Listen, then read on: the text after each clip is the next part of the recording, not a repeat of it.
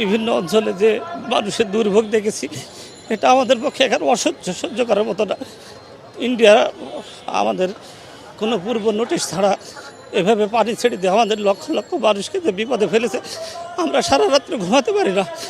এই জন্য আমাদের যেটুকু সামর্থ্য আছে আমরা আমাদের সন্তানদের পোশাক দিয়ে, শুকনো খাবার দিয়ে, স্যালাইন দিয়ে, যেভাবে পেরেছি নগদ অর্থ দিয়ে আমরা বন্যার্তদের পাশে থাকার চেষ্টা করেছি।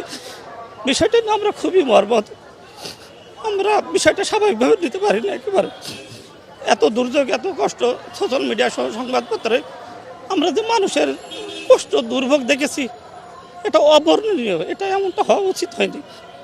সেই জন্য আমরা দেশবাসী সবাইকে আহ্বান জানাই যে যার যেটুকু সামর্থ্য সবাই যেন নিজ নিজ অবস্থান থেকে বন্যা দুর্গতদের পাশে দাঁড়ায়, এর বেশি আর কিছু না।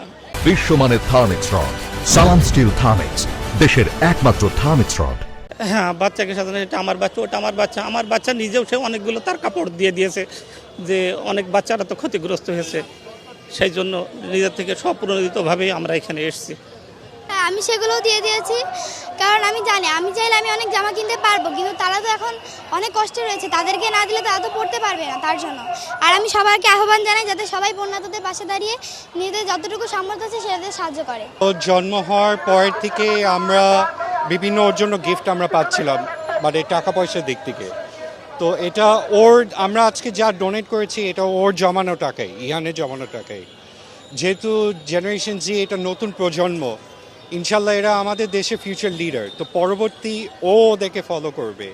এবং এখান থেকে আমরা উইশ করি যে এইভাবেই যাতে ও নতুন সবার ফুটস্টেপসটা ফলো করতে পারে এবং এভাবে আগায় আসতে পারে।